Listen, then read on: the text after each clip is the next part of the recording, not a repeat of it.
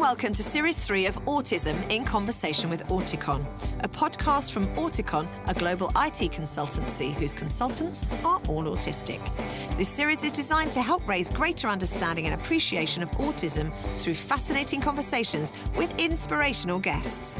Hosted by me, Carrie Grant, each episode will feature fantastic guests from all walks of life who share a passion for making the world more inclusive. We'll be talking about the many benefits of hiring neurodivergent talent through to some of the more common challenges faced by autistic adults navigating the workplace, plus much, much more. All of my 4 children are neurodivergent. Yay! So this is a subject very close to my heart. I'm really looking forward to facilitating some great conversations about autism and hopefully learning some new things along the way. I hope you enjoy it too. Hello and welcome to the latest episode of Autism in Conversation with Auticon.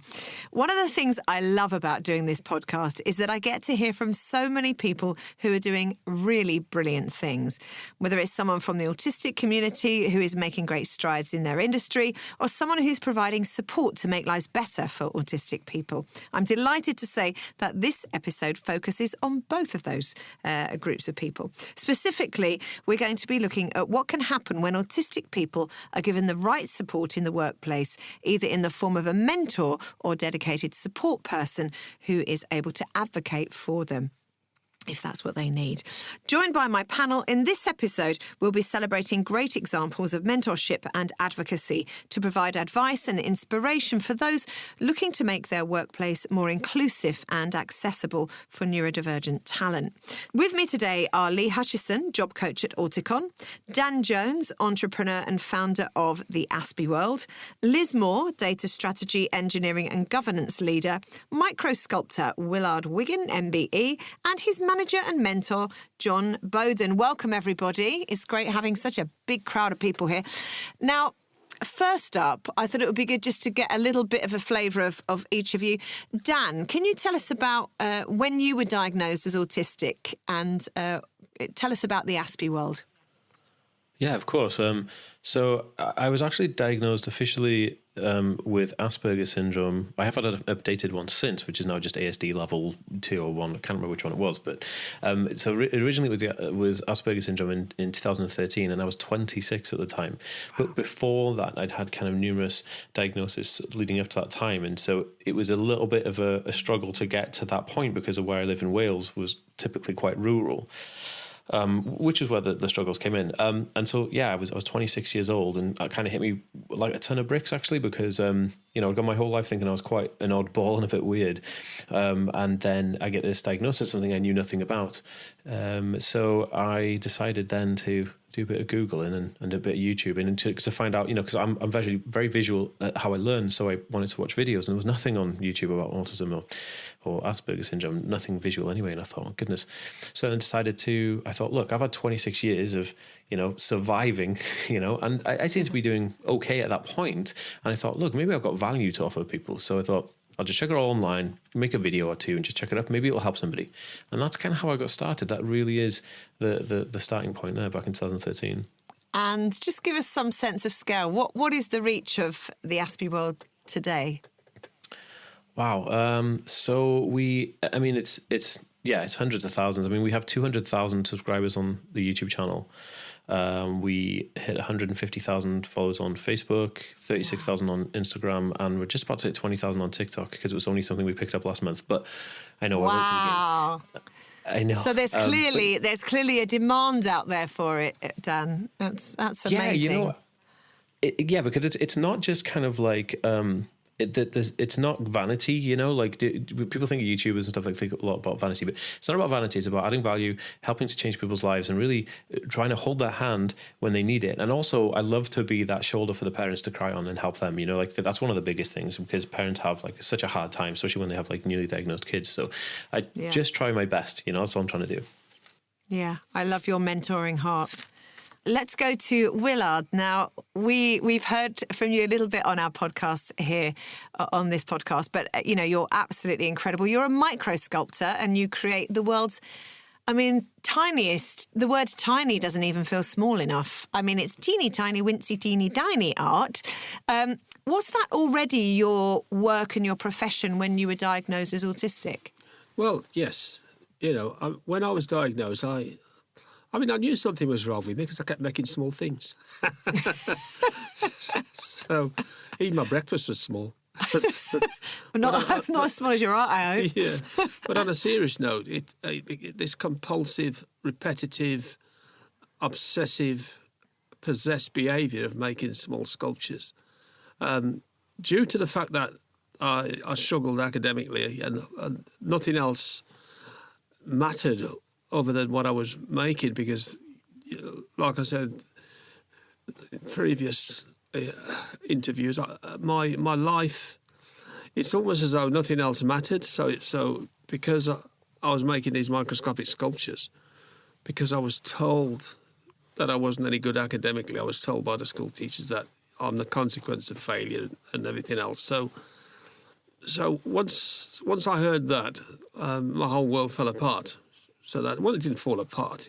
It just fell into tiny little bits, and all those little tiny bits turned into the biggest thing that ever happened to me in my life, because I concentrated on things that you couldn't see. So, when my dog destroyed the ants' nest in the garden, I used to think all the ants, could speak. I used to believe that ants were like us in their own little world. They used to have little conversations. A queen ant lived in a palace.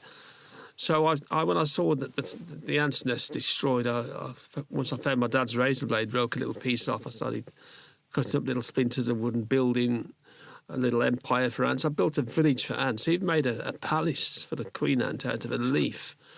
When a leaf dies and it twirls, I cut out the large windows. And so they're like ice cream cones. When a leaf dies, sometimes they twirl. And I got 4 tiny little leaves and pushed some splinters through them, cut out little arched windows. And on a piece of cardboard, I punched all these little holes in and put splinters in and wedged all the little pieces in between, you see. So what I was doing, I was cutting little grooves and pushing the splinters of wood together with their own friction, pulling out some of my school uniform, which I enjoyed, and tying little knots. And, I didn't think it was a talent. I didn't think it was anything. At no point did anyone think you might be neurodivergent, you were autistic? Back in 1962, 63, around that, it wasn't diagnosed, It was like you'd have a dunce hat on your head.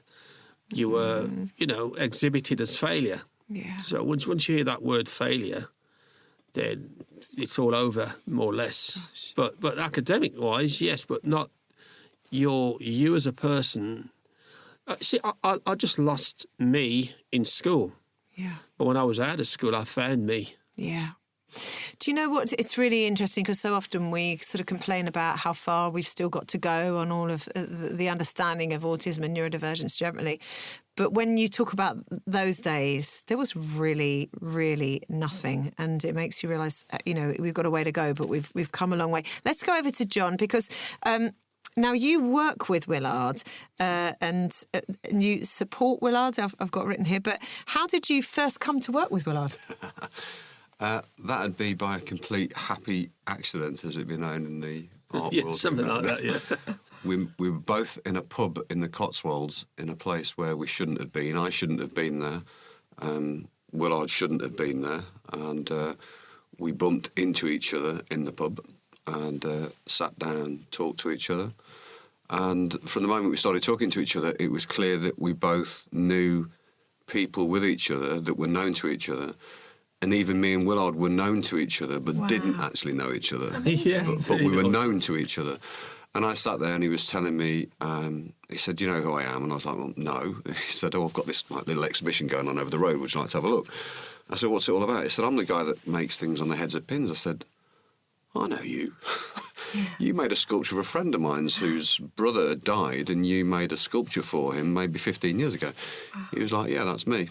And someone I employed at the time was also connected to Willard. So we was talking, and Willard kind of disclosed in conversation that he said, I'm at the point of giving up public art." He said, it's brought me heartache and pain, and I'm just going to do it just for me, because I'm a bit fed up with it. Often the case. Yeah, and I said, "Well, why?" And he just said, "Well," and he started telling me his story of not just from his school life, but how his working life had changed.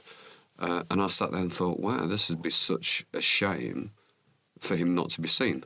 So we just started talking together, and he put something in front of me and said, what do you think to that? I said, I don't think that's so good. And he said, do you think you could do better? And I said, yes. And 4 or 5 days later, I presented Willard with a whole new gallery brochure for him to look at, and he was like, wow. And our relationship began. But I never began as Willard's manager. I started as his, what just turned out to be his friend, and someone that would listen, and someone that he was talking to. And gradually Willard found trust in me, and then started asking me, would you look at this, or would you look at that? You know, I could do someone helping with this. Could you look at that? And I just started looking at those things. And then one day I got given the lofty title of manager. Basically, it was a synchronisation, you see, because I had other people that were managing me, but they were managing for the wrong reason. They just wanted to make money. Yeah, of course. You know, and that was horrible because, you know, they took advantage of me financially. Some people did. But when John came along, John could see something I couldn't see within myself, and helped me to bring out more of me. So John encouraged me to not just talk about my work, but to talk about me. Yeah. So and the why, and why I do what I do, and I do what I do for the simple answer is a reason. You know, and the reason is that it's a world that people disregard. They can't see something. Just because you can't see something doesn't mean it doesn't exist. Yeah. And my microscopic art has shocked the world. It's shocked the world because people are seeing something in so much detail but so microscopic that it adds value to it. It's like giving someone a grain of sand, and once they hold a grain of sand in their hand, they'll just go, what do you give me a grain of sand for? And you say, come here. You put the grain of sand underneath the microscope, and then you see a polar bear standing on the top. Yeah. And then their jaws end up in a wheelbarrow. See? Yeah, of course they do. Because when you've been doing it for so long, I mean, I've been doing it from 1962. I mean, I'm now 65. I used to hang out with Moses. That's how old I am. But, you know, but what it is, the tenacity of me has made me who I am today, the world's greatest micro artist. You know, I've broken 2 world records, sculptured a motorbike inside a hair, smaller than any machine. No nanotechnology can beat me because I've already seen what I've done and they can't explain it. They wanted to sort of collaborate with me and understand how can my dexterity do that. Now, I realise that autism gave me that ability. It's like an extremity. I have to... You see, sometimes it's like you feel as though you do it because your life depends upon it, or you're working to save somebody's life. When I'm making a sculpture, I think I'm performing an operation that's critical to their life. So, you know, I'll sit there for 16 hours a day. You know, so if I make a motorbike inside a hair, I'll put the spokes on the motorbike, the axle, the handlebars, the headlights, the seats, everything. And then when I've done it, I say to myself, it's not good enough. Even though it's blown scientists away, I say, no, that ain't it. That's not me, because I can go even better. And the good thing is, you know, John sees my work and he says, Willard, you know, my mum used to say, the smaller you work, the bigger your name. But John would say to me, Willard, you know, when you make your work, right, the presentation of your work is important. And what you say is important. And what you do is already important because it's blown my head off. So I had to get John's head out the ceiling a couple of times. You know, what I love about this is already, and we will come to Lee in just a moment, but what I'm hearing already, because, you know, we're talking about mentorship here. Will I just use a phrase, John, there? He saw something within me that I couldn't see within myself. What's interesting is when I first met Willard, you say, you know, this podcast is about mentorship. What's interesting is when I first met Willard, I do believe the universe puts people in the right place at the right time for the right reasons. And me and Willard met for a reason, and part of that reason is we're sat here today. But I thought I was brought into Willard's life in some way to help him. And I think he's actually mentored me because he's made me see things in me that I didn't see. Yeah. And, you know, what Willard was a written book. And Willard struggles with reading and writing. It's not that he can't do it, he just struggles with it because he learns differently. And all I've done is shown him that it's actually an audio and video book. He's not something to be read. And if you try and read Willard, he's not a book. Yeah. He's visual, Yeah. you know, and he's creative. And he's got a light. And I think to get the best from what needs to be seen from Willard is all I help him do is shine that light in the right direction. Which is, I guess, within the arts, we need managers that can do that generally anyway. But you're talking plus, aren't you, there, which is wonderful. Let's get over to Lee. Now, Lee, you work for Auticon. So tell us, can you sum up in a nutshell what Auticon is for people that may not know? I'd love to hear more from Willard. But yeah, for us, Auticon, we're an international social enterprise. So we provide tech consultancy and neuro-inclusion services to clients sort of across the industry, service sectors, and we exclusively employ professional consultants that are on the autistic spectrum. So very much our kind of core mission is to promote sort of neurodiversity and significantly improve the employment prospects of autistic adults through by delivering kind of high quality, long-term careers for skilled autistic adults. That's incredible. And last but not least, Liz, can you explain what your role is, please, and how you came to know about Auticon? Yep. So in spending the last 20 so years in technology and data, I've been helping to mentor people, especially being a woman in technology, and seeing how we've had to navigate that space over the years and mentoring other people through that as I grew as a leader. It kind of opened up my eyes to, what is really needed outside of the technology space in mentorship. And so in 2019, we met Auticon through a regional development group who was looking for a way to expand the type of people we were bringing in and employing across our city and making sure that we were attracting all of the top talent. So we were introduced to Auticon. We learned about the mission, and it was a perfect fit for us to get involved. I, at the time, was working for a very forward-thinking startup company who is looking to establish themselves and do so very much with a mission of empowering people. So we volunteered to be one of the first companies in the region to bring Auticon consultants into it. And as a leader in a technology role, I think the team recognized that I would be very comfortable navigating that space and understanding what it would be like to bring in these consultants specifically and help them thrive in our environment as a startup company. Now let's move on to looking at what we mean by mentorship and why it's so important to help autistic people to thrive. Now I want to put in almost immediately because of something John said, which was so right. You said, and Willard has taught me stuff. When we talk about mentorship, we're not just talking about, there are some needy people and then, the neurotypicals come along and help them. We're talking about two-way relationships. Good mentorship is actually about collaboration and is about relationships. So I just want to say that ahead of anything we say from here on in. What are some of the challenges that autistic people face that specifically benefit from having a mentor, mentorship and advocacy? Let's go to Dan first with that. So in terms of when you're an autistic person in a workplace or in an education environment, it could be anywhere really, when you're trying to absorb something and then use those things practically, you're against challenges like executive dysfunction, social interaction, short-term memory loss, lots of different things. Now, if you were just left on your own, like many autistic people are, a lot of the time, you will kind of you won't be able to progress any further with the typical tools you've been given. But when you have a mentor who's advocating for you and your kind of needs, what happens is, if it's a good mentor, they will teach you things, not just show you things, right? Yeah.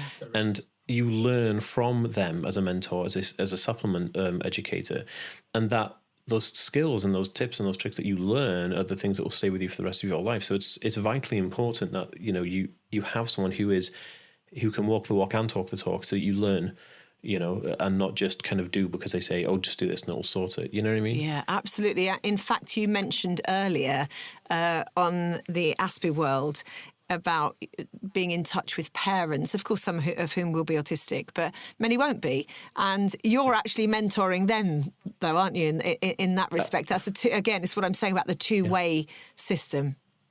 Yeah, absolutely. Just like anything else, it's a kind of forget about, what came first, chicken or the egg. One couldn't exist without the other. So we have to have this kind of fluid ideology and think about it in a way where, the parent has to really absorb the stuff from the kid, but the kid is only there because of the parent. So it's kind of like they're already halfway doing the job. It's so interesting and fascinating when I'm coaching parents, because they already think that they're doing a bad job. Every parent thinks, oh, I'm not doing enough. And I say, look, you showed up right now. You're doing enough. You realize that, and they're like, "Oh, yeah." So it's really interesting. But yeah, I do feel like parents get the brunt of it as well. Yeah, and this mentoring does work both ways, as both you and John have said. Willard, I know in conversations I've had with you previously, I know how much you value that kind of older generation that mentor. You talk about your mum a lot, but for you, what does John bring to you in terms of, does he advocate for you? What areas is he covering for you? Well, you see, even though obviously John doesn't do what I do, but he does what I do in a different way, in what he says. So John will say something to me and make me see something I didn't see. So John has mentored me as a matter of fact, John would say to me, Willard, when you exhibit your work, right, and people see it, don't you think they need to see something else? And I say, what, like what? And he says, take away the needle and then just do the sculpture itself without the needle. And I say, well, no one will see the scale of it. Said, well, they will when they look down the microscope. Good point. So I decided to make a bird in a net, 2 birds on a nest with 5 eggs in the nest, and 2 birds perched on a branch with leaves on the branch. So when you look down at the base of the microscope where the exhibit is, you see a speck twice as small as a full stop. So you see this tiny dot that you can hardly see. So you see no needle. But when you look through the microscope, there it is in all its glory. Wow. And then people look down again and look through the microscope again and they say, there's nothing there. So there's no needle there, but the sculpture's there. And John says, call it the speck. So that's where he mentored me in changing the way I do some of my work. I love that. So he'll say, don't do the needle, just do the sculpture itself. Yeah. So I'll do a combination of the speck and the needles, so you can see the scale. And I've seen both of those. That's great. So but that's creative thinking, that you're mentoring in a creative way there, John, yeah? Yeah, I think we mentor each other. We talk a lot between us, and we'll talk at sort of different times of the day or night. We learn from each other. And, I've listened to some of the podcasts, and I think people have got a fear of autism, and people are frightened of it. And we generally frighten of things that we don't understand. Yeah. And I think from Willard's perspective is he just learns differently. Yeah. He's not stupid. He's not any of those things that are stereotypical of what people consider to be or what teachers have told him he would be. Yeah. What they fail to harness is just that he learns in a different way and he understands how he connects that differently. And once you do understand that, then actually you've got someone that struggles with reading or writing but is actually incredibly well read. So Willard knows an awful lot about an awful lot, but has never read a thing in his life. Yeah. So there's a lot of skills to Willard that are outside of his sculpting ability. And what I became interested in is, in the past, for many years, people have always concentrated on what Willard does, but not why he does it. And I think it's far more important why he does it, because what he does is a result of his why. Yeah. And his why is actually more powerful. Yeah, it's very And powerful. once people buy into the why, the what becomes so much more relevant. That's so important. You're talking about narrative there. Yeah. Someone's narrative is so important. Lee, how important is mentorship in the work that you do? And our autistic clients that work out of Auticon, that come from Auticon, how much are they reliant on that mentorship? I think at the kind of the start of sort of any role, project, or like working with a new team, I think it's really helpful to have a mentor and sort of someone to kind of, I can only be there so much of the time, but, I'm not a technical person. I might not be working on a project with someone. And it's about people working with someone and getting that time sort of during that induction period, that kind of formative months, to kind of help boost that person's confidence by sort of having someone who can kind of talk through the task, the work at hand, someone who can give that really consistent sort of feedback about what's going well, but equally where something can maybe be worked upon or some constructive feedback. And I think it really helps on that sort of one-to-one level to help someone build up like that professional kind of relationship with a coworker, to learn from kind of firsthand about sort of that company culture. I mean, it's one of the most challenging thing, I think, for people going into a workplace is there are so many unwritten rules or ways of behaving, talking, interacting within a workplace, especially within large organizations. And having someone that can articulate those can be so important to help someone navigate those kind of first few months as well. And for you, Liz, could you just talk me through what mentorship looks like for you? It's really interesting. As I think about my prior to autism version of mentorship, very focused on growing the employee, specifically working with women in technology. And when we started to bring the Autison's consultants on, I think one of the things that resonated with us very specifically is something you hear people at Auticon say a lot: if you've met one person on the spectrum, you've met one person on the spectrum. So I think that kind of opened my mind and my team's mind on this concept that mentorship is very individualized, and not everybody needs the same exact features of mentorship. And I learned that and saw that play out as we brought on many consultants from Auticon, and each one of them was unique. They brought different skills and they needed different things. And it was just a really interesting way to kind of look at what does it look like to be a good servant leader to an employee, to help grow an employee. And what we found is they don't need anything differently than our other employees. I think really it's just working with Auticon has brought that real awareness back to some very basic principles, which is communications and really getting to know the person and asking the person, what do you need to be successful, and listening to that and understanding how to respond to that. I want to touch on advocacy a little bit, because I think that school can be so difficult for many of us, particularly our autistic community, that if the narrative has been, it's too much, you're asking for too much, what we're teaching our young people is don't ask. You're too fussy. You're too much. You need too much. You're asking for too much. It doesn't really help when those young children then grow up to be adults, going into the workplace, to be able to advocate for themselves and feel autonomy about themselves and be able to ask, show up as themselves and ask for help. Maybe this is one for you, Dan. How do we help people to grow in their advocacy skills, self-advocacy skills? Yeah, it's a good question. In terms of, and I love what you were saying then about the school, because it all stems from demands, right? And because the more demands that someone has, the more avoidance they will create. And what you're saying is that creates a trauma, and then they will be with them for the rest of their life, which is where we have pathological demand avoidance, right? And how do you cope with demands? Well, the opposite to that is confidence and motivation. So how do you grow that? So the answer really is, in self-advocacy really comes from self-confidence, and self-confidence comes from self-awareness. Who is one? Who am I? What do I do? And this comes from very simple practices of, I feel like today there's too many things, I've used too many spoons. I don't know if you're familiar with the spoon theory. And I am going to just light a candle. I'm going to sit down. I'm going to watch maybe my favorite, anime movie. And that's it. That's all I'm going to do today.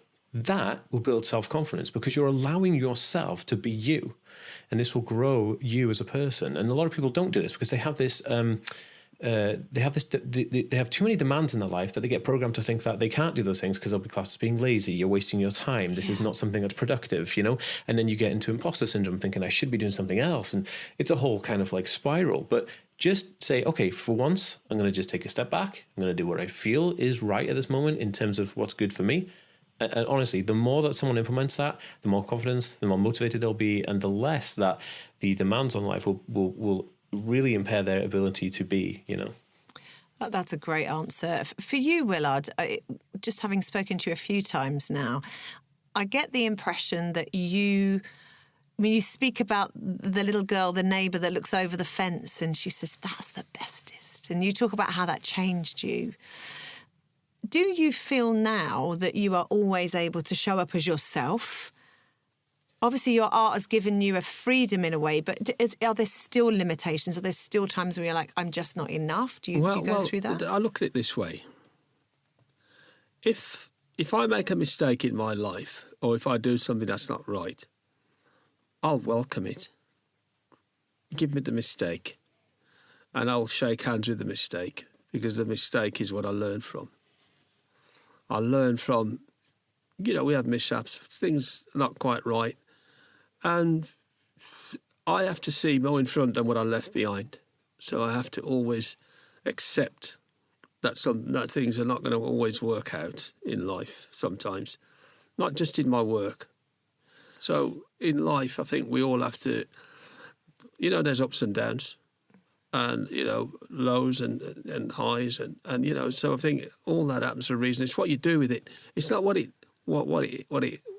to you. It's what you do with it. Yeah. What is it? Rocky says something like that. If you get knocked down in a boxing match, it's not what you do when you get knocked down. It's what you do when you get back up. Yeah. And Tyson Fury proved that. You get knocked down, you get back up. And it's good to get knocked down a little bit sometimes because that's how you learn. Yeah. Something important, Carrie, I think is don't let labels define you, because just because someone gives you a label doesn't mean that's how you have to turn out to be. And I think that's the one thing I've learned from Willard. He was labelled and has been labelled for a very long time, but it's not who he really is. That label he was given isn't really Willard. And I think Can I just clarify what you mean by label? Well, a label from a point of view, Willard was told that he would, he would turn out to nothing, be nothing. Oh, the negative. Nothing. Yes, the negative labels. So his kind of, he was given a label, and if you label someone for long enough, as it did with Willard, they believe it. Of course. So if we label our young people with whatever label we give them, if you tell a child that might have a learning difference, that they're disruptive, that they're a pain in the backside, and you tell them for long enough, that's all they will believe. Yeah. So and that's no different to what happened to Willard. So I think, something Willard has certainly taught me is that the label that someone else gives you is not necessarily something that has to define you. No, 100% right. And John, do you ever have to advocate for Willard? Do you find yourself advocating for Willard? Are there moments where that's necessary at this point? I tend to find that I'm more of Willard's sort of... I'm like a bit of an empathy channel for Willard. It's wrong to say that, because people say people with autism don't have empathy. That's not true. I think people with autism have a different understanding of empathy and have it differently to how I see it. So I don't necessarily advocate for Willard, but we'll discuss things together that, we'll discuss things. He'll talk about something, how he's feeling about something, which is how he's wired to feel about it, and I'll talk to him about something about how I'm wired to feel about it. And somewhere in between that will be the path that we'll take that combines both of those together, which will actually get the outcome that we need. I love that. So it's... and I don't think that's different from anyone, because we're all wired differently. We're all individual. Every one of us is individually. And I've met lots of neurodiverse people since coming into contact with Willard. And I would say that, the main thing that people need to understand is that it's just a different way of learning. Yeah. That is all. And if teachers recognise that, if I give Willard, or someone gives Willard 12 things to do, you look at a standard study day of 8 lessons in a day, for instance, you give someone with autism 8 things to do in a day, it's really difficult to concentrate. If I ask Willard to do one thing in a day and concentrate really well, he's absolutely brilliant at it. So I think it's Just working learning that with difference, that. isn't Yeah, it? working Yeah. with that. And if Willard's got a dozen things to do, he himself becomes confused. Here's an example. When I received my doctorate, and I got my honorary doctorate, I felt like the scarecrow in the Wizard of Oz. That gave me a brain. You know, it's an honorary doctorate. I didn't have any qualifications to receive it. I was honoured for my services, my skills. So once I had that doctorate, I had that scroll in my hand. I've got the whole world in my hand at the same time. Yeah. Because I now know that little things really do mean a lot. When you belittle people, right, sometimes because you belittle them, right, it's like David and Goliath, you see. David turns up, you know, and if you look down upon people too much, sometimes the very person you look down upon, you end up looking upon. Yeah. Very, very good point. And I love what you said there, John, about it is about that difference, isn't it? Dan, if I could come back to you. Now, you're working with a team of autistic people. You employ a team of autistic people. Yeah. How are you finding that? What is it like handling teams of people and the sort of issues that they may have that you may have to mentor them or help them with? Sure. So, I mean, it has its challenges, obviously, because we're all kind of, we have all our own issues. And there's a few things, we implemented a few things that work really well.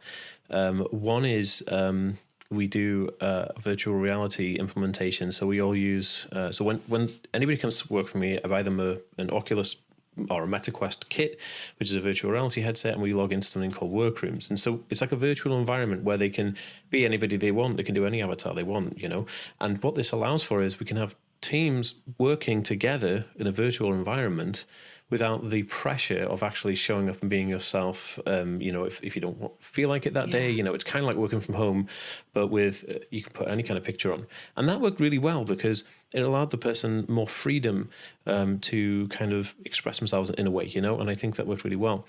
The other thing was we have a body doubling program. So basically when... our team, our team has a team leader called Alyssa. So if Alyssa wants to get a lot of work done, she'll team up with one of the other people and they may sit on Zoom and just sit there, working, body doubling together, which is really, really good. But the other thing is we implemented on our Notion page, which is what we use for our team, is a well-being open forum. So, if...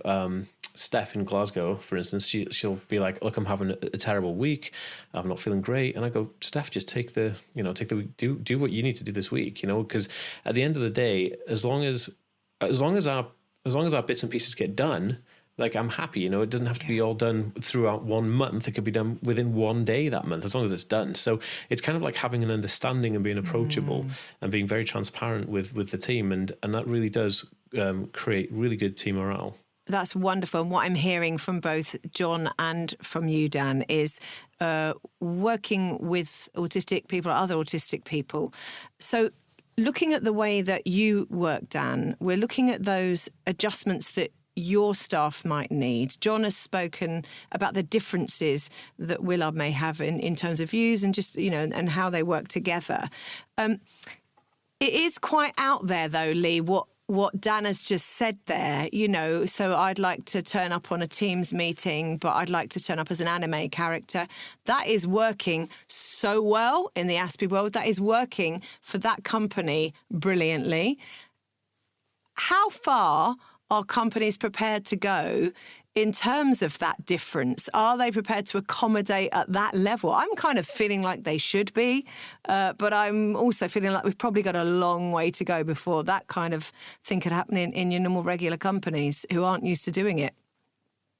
It's a tricky one. It's not. I've experienced. I always say with my job is that you prepare for the unexpected. Everyone is such a unique individual that comes with their own goals, ambitions, but worries and challenges, and requests. And if someone asked me that, we would talk it through. What's the case that we could pitch to an employer that you would like to be seen perhaps as an anime character, and maybe you take it to the employer and explain. And I've often found that people are generally quite understanding and can be flexible. I mean, it's just ultimately maybe it might be something that someone goes, okay, you know what, for our weekly, maybe morning stand-up calls, you can have this perhaps anime character as an avatar. But maybe if we have this contact perhaps with like a larger employer or the CEO, maybe we would maybe sort of move away from that. You just never know. Sometimes there is an element of kind of slight negotiation to this. And that would be, some of the people I work with would be more than quite happy with something like that. So, it's all about just making sort of that case and, hoping people kind of understand and are flexible and, people can surprise you as well. Thank you. And for you, Liz, avatars in meetings, how would that work for your people? Yeah. So I love the idea of having avatars, and I think it's really welcome in the environment we're in. We are more of a startup focused marketplace. And that does make us a little bit more flexible in the way we approach things. But I think in general, it's been interesting to have onboarding Auticon prior to the pandemic and then also going through the pandemic. I feel like there are two sets of learnings there. When we first onboarded with Auticon, one of my favorite parts about it is how much they spend in educating you and your teams on how to be successful, both as teams as well as someone who's mentoring someone on the spectrum. And a lot of those things were really rolled down to basics. And things like if someone doesn't want to appear on screen in video, assume positive intent. There's probably a reason why. I think overall, as we started to grow as a team and find out and understand more about that, not only did we have an aha moment to say, oh, that totally makes sense, but I think that creativity came out, that playfulness came out. So I think it's really welcome because I think it really levels the playing field for everybody, whether you're on the spectrum, not on the spectrum, whether your team has people or not. It's a really fun way to give people that kind of personality without always having to be on screen. And then I think the pandemic really doubled down on that. I think everybody was suffering from, video fatigue, Zoom fatigue. And I think, just having already that kind of openness to different ways of presenting in video conferences as well as in real life gave us really an opportunity to make that accessible to everybody. So it kind of became just part of the norm, which is what we want in our environment, is just to blend everything seamlessly so there is no distinction. Well, it's great that there's so much more progress happening than we would have. We're way in advance than where I thought we would have been, and that's wonderful. And yet, there's always still more that can be done. Dan, do you, with your community, what are some of the biggest concerns and challenges that your community is worried about? And that is obviously the people that you're working with, but just you touch a lot of lives in the work that you do. What are the challenges in regard to needing mentorship and companies really being able to come alongside people? I think one of the main things is being approachable. People are scared to approach their employer. They're scared to approach their HR department because it's a vulnerability thing. You're coming in a vulnerable situation. You're working for an employer and you need to go and speak to them about potential changes in the workplace that will help you. Reasonable adjustments. And they're scared to do this because they are scared of being judged. And yes. This, again, comes back to what we were saying about pathological demand avoidance, right? We've spent our entire growing from a kid to a teenager to an adult being given demands that are never achievable, and it knocks your confidence. So what I do is I try to kind of help and educate them into creating confidence so then they can go into a meeting with HR with full confidence, not worrying about that kind of judgmental kind of approach from their employer. I think the biggest challenge is, and how the employees see it is that they would feel more comfortable if every kind of business could understand about that disability. It's kind of like, if you went back to like 1920s and you were you're a wheelchair user and you went to your boss and said, I need a ramp putting in. He'd probably slap you or something or put your cigarette out on you, right? Horrible kind of because it was ridiculously barbaric and it was archaic.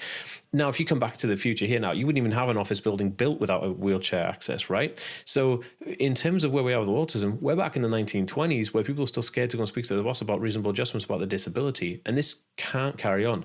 So I think when you can create a global systematic change on more of a governmental and societal level, where people will be more educated in neurodivergent needs and reasonable adjustments, then the employees will be less knocked from saying, okay, well, I'm not comfortable speaking to my employer. They'll just be like, oh, I need to speak to Bob in HR because I need, another screen putting up next to my desk so I can't see this side of me, something like that. Yeah, I love that. That's really, really makes sense. And Lee, what is it like in the areas that you work in? What are the challenges in terms of mentorship we're talking about here, where people, need that extra little bit of help?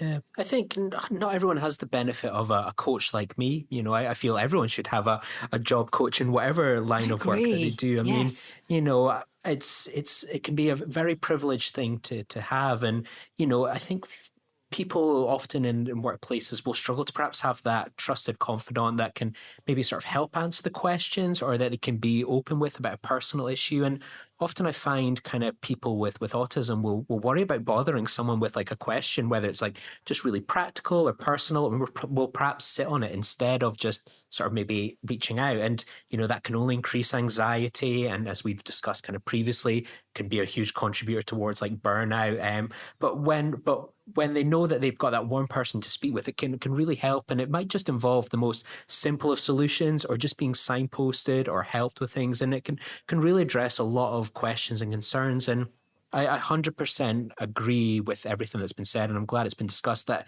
it is a two-way thing, mentorship. And that's always something that's struck with me. I mean, for us at Auticon, we believe sort of working alongside sort of our autistic consultants helps boost people's kind of understanding and awareness by giving them that really significant life experience. So, and just instead of just relying on awareness training or anecdotes. Yeah. And we found those that kind of work as a mentor develop really fantastic kind of relationships, improves their confidence and understanding, and also gives them their own opportunity for like personal and professional development as well. And we've seen people who have worked with our consultants, for example, go on and take part or develop their own sort of neurodivergent support practices or services within their own employers. And I really believe, our consultants and neurodivergent talent in workplaces can be such a huge catalyst for change within that environment. That's absolutely right, Lee. And for you, Liz, what learnings or advice would you offer to others looking to better support neurodivergent talent? Yeah, I think if you're listening to this podcast, you've already made a huge leap forward. Just the recognition of the talent that is there, and then understanding what makes them unique, as well as understanding what are meaningful accommodations for someone who's on the spectrum. I think people are a little intimidated at first. When we start to break it down, they realize that they're just really great accommodations for everyone. And that definitely makes it easier to adapt. I think the biggest thing for what I've learned and what my team learned is it's okay to ask. You may not get the answer right away. This person who you're asking their preference or maybe their experience, they may need a moment to process that and find their own voice and their way to respond back. But that's the quickest way to understanding, is just really to ask questions. So it's been really successful. And I think just that understanding too that people who are on the spectrum, when put in a supportive environment, generally are very open with sharing and helping other people understand their experiences. The team grew so much from that. And I think they look back on it very fondly as not just did they acquire a new teammate who they enjoy working with, but they learned a lot and they felt like they really grew as people. And we also discovered people in our own environment who may or may not have been diagnosed as being on the spectrum, and made it a very welcoming place for them as well. So it was, I think, really important just to feel comfortable asking questions. I think the only other piece of advice I would say is at some point you're going to say the wrong thing. It's okay. You're going to say something that's uncomfortable. You're going to say something, or you're going to ask a question that may feel uncomfortable. Done with sincerity, done with the best of intent. When you're making that welcoming environment, it's okay. People are quick to forgive and explain and help people understand. And I think that's another thing too, is getting over that fear of, am I saying the wrong thing? Am I interpreting something incorrectly? That would be the other piece of advice: is just don't be afraid. Just keep those communication channels open. Willard, we've talked. In fact, I think everybody now has talked about the fact that mentoring, we're calling it mentorship. And I guess initially we were thinking, autistic people will need mentors. But really, we're talking about translators. And translators work both ways, don't they? It's for our neurodivergent autistic people to explain their world to a neurotypical person, and a neurotypical person to explain to the neurodivergent person, this is how we work, until we find some middle ground. We've heard, I think everybody's referred to that kind of middle ground space. I suppose it's like a recipe, isn't it? You know, once you get the consistency and you mix it, put it together, and it tastes good. Yeah. You know what I mean? Because you've just created a form of help. Collaboration. Collaboration, yeah, and it's almost like like I said before, sometimes what determines who you become is what people can say. And sometimes other people can help you determine who you are. Yeah. And it's like someone saying to you, I like your hairstyle. You know, you go, like, I like your hairstyle. Thanks. I was looking at the light bouncing off it. Yeah. You know, it's nice. And if I say that to you, you feel good because... Yeah, I'm loving my red hair right now. You're loving it. Yeah. You know what I mean? And you've got to learn to love yourself. And learning to love yourself is good, because that brings out some of what you think's missing.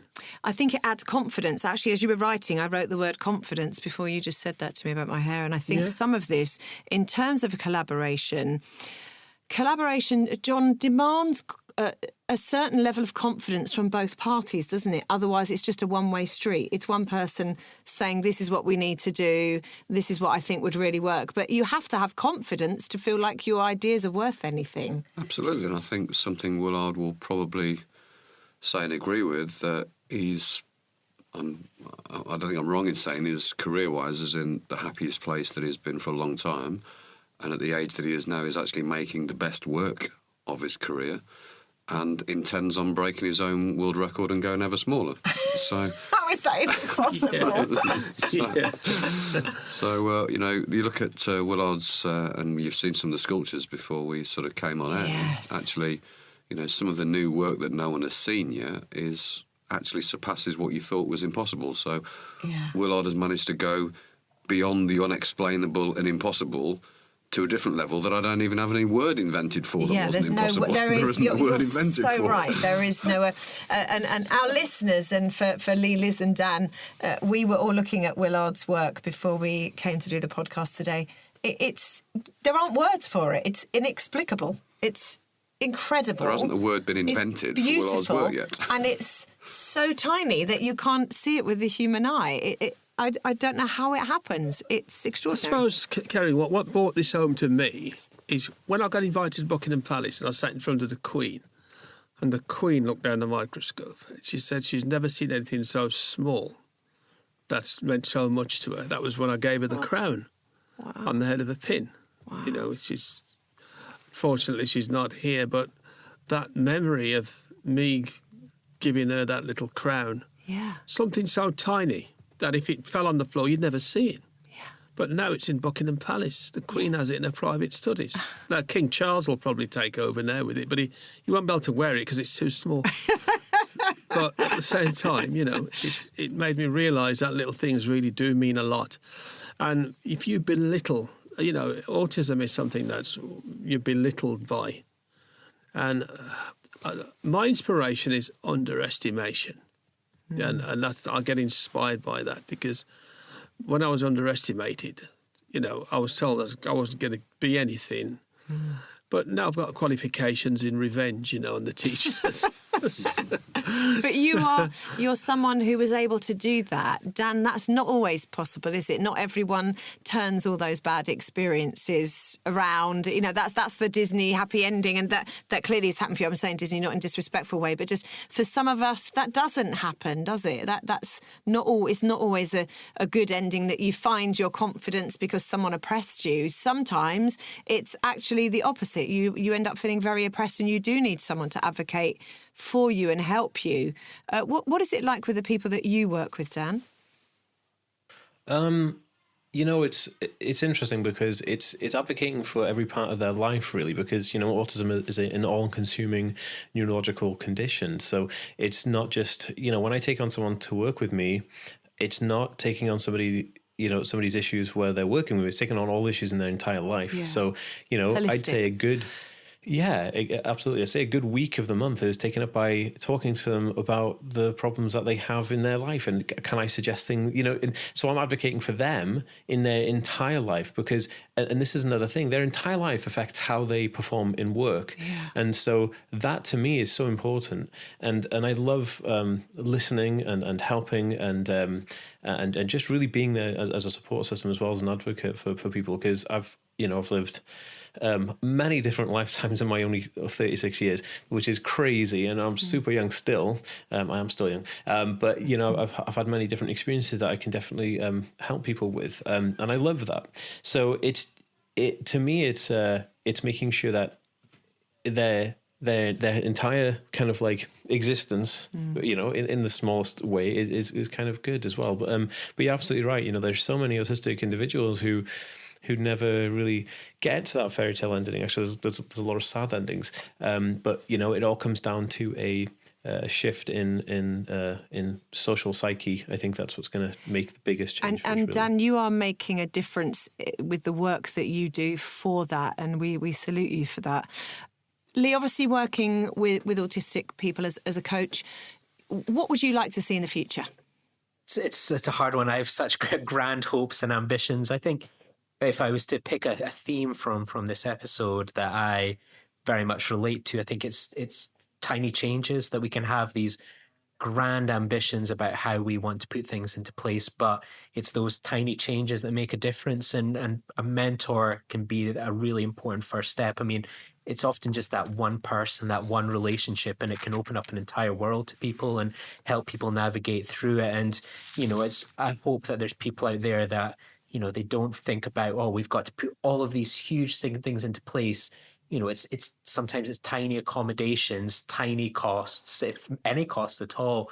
Mentoringship can be something that's just free, and just being a good coworker and an employer. There's just so many things that we can do on a tiny level to make things better for people in their life. And we might not get that Disney ending, but we can continue to create an inclusive society for people, and hopefully a place where people will feel happy and comfortable. And, from that, we can kind of go further and help people on. I think, tiny changes make a huge difference overall, and we can all take on those tiny changes for people. Thank you, Lee. And for you, Liz, what would you like to see in the future? I think the biggest thing after doing this with Auticon for about a year and a half that we realized is, and I got this feedback both from the consultants as well as my own teammates, is we need more people who are on the spectrum in leadership positions.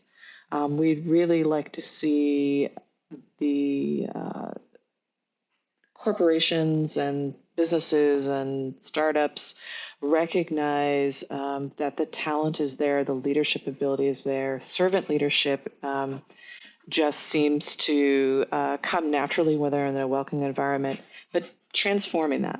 Can you transform that into people leadership or technology leadership or business leadership?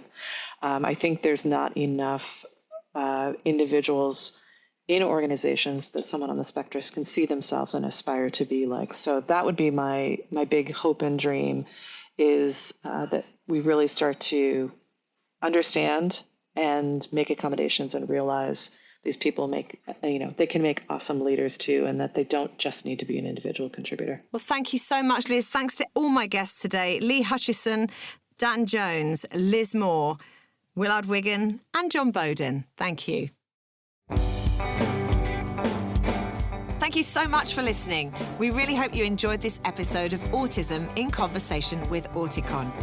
If you'd like to know more about the podcast, would be interested in applying for a job as an Auticon consultant, or would like further information about how Auticon can help support your business, please visit auticon.co.uk. This episode was recorded in September 2022. Recording and production was at Strathmore Studios in Clerkenwell, London. It was engineered and edited by Billy Godfrey, and music was by The Lethargies. That's all from us this time. Thanks again for listening, and bye for now.